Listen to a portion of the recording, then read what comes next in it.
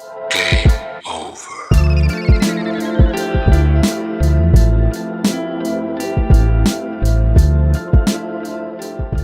Hey, what's up everyone? This is Comwalks.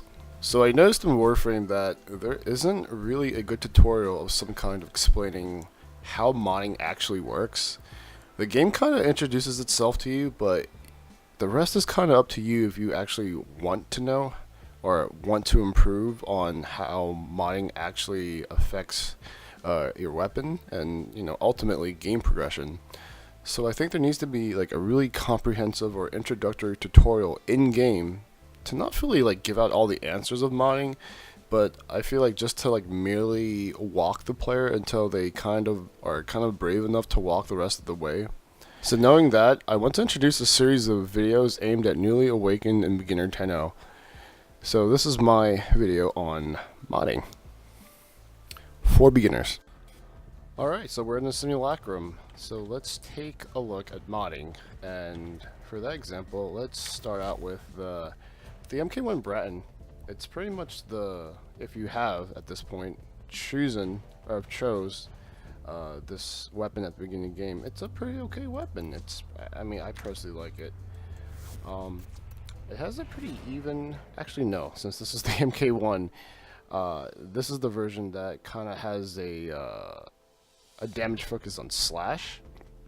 So let's talk about base damage. What is base damage? So in Warframe, we have three basic kinds of damage, and it's impact, puncture, and slash. And usually, if you add those three together, that becomes your base damage overall. So for the MK1 Bratton, so if you add this all up, it would be 18 base damage altogether. So as a rule of thumb, usually you want to increase your base damage usually. So in order to do that, you want to use a mod that just says plus damage. So in this case, we're going to use a mod called Serration. This right here. This mod, and since it's maxed out, it will give me 165% base damage. So let's put that on, and there you go. My base damage just went all across the board from slash 23.5, puncture to 11.8, and impact to 11.8. And if you round that off, that's roughly what, 34, 45, let's say close to 50 base damage. So let's test this. Let's do a test, and let's do it without the serration and see how much damage it is, and we'll compare the two. Let's do a default level 20 Lancer.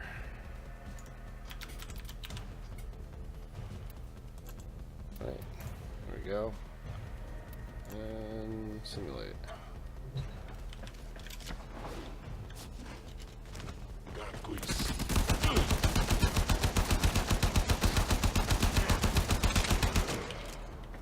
It took a little while.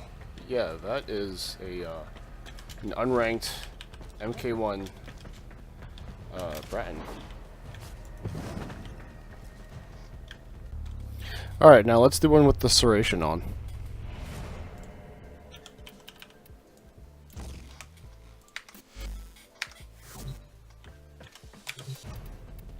Alright, another Lancer.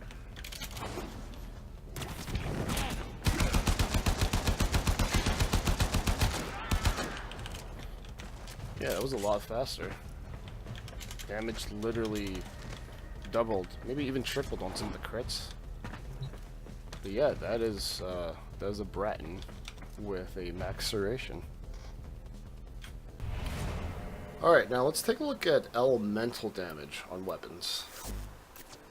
So as we can see here on the left hand side, just as much as base damage, there is stats for status. So one particular being status, and the current status of the MK1 Bratton is at 5%. So that means out of every shot, there's a 5% chance of it proccing one of these three damage types: impact, puncture, and slash. But since slash is the highest rated number out of the three damage types for the MK1 brand, it's probably gonna proc slash more than half of the time. So just as much as we did before, let's increase our overall base damage with Serration again.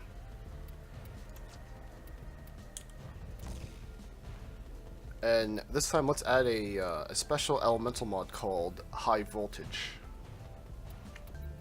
Where are you at? It should be right here. So what's special about High Voltage, or one of the dual stat mods, is that it gives, instead of one, two status bonuses. This specifically gives you 60% electricity and 60% status chance. So as you can see, in addition to that, I gained an elemental damage of electricity by 28.2 and an increase in status from 5 to 8% chance per shot. And what's great about elemental damage is that it's usually in addition to your base damage. So the damage spread here, which is between impact, puncture, and slash, adding to around 50 or so, gains an extra 28.2 damage because of the electricity mod, so which is great.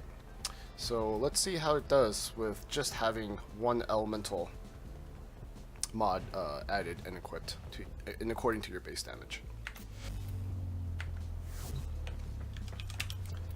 So let's simulate another Lancer. Let's see how it does.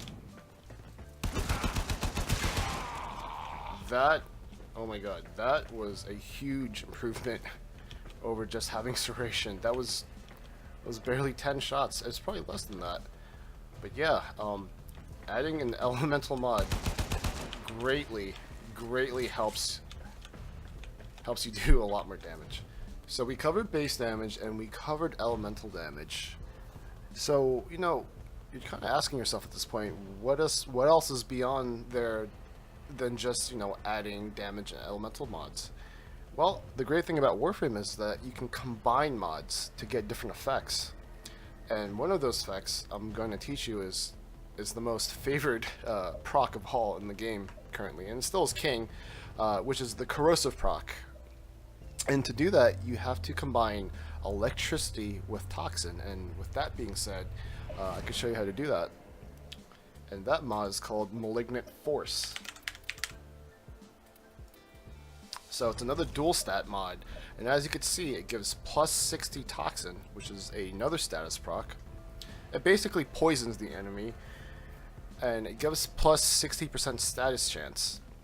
But the difference here with combining two different elemental mods, you create a new status proc, which is called Corrosive. And what Corrosive does is upon proc, or I guess upon per shot plus the proc, meaning affecting the target, it reduces the target's armor by 25%. And for every shot that procs, it's another 25%. So you can really strip an armor to literally almost down nothing and just do straight base damage. So with that being said, let's see what Corrosive can do with when combining two elemental mods.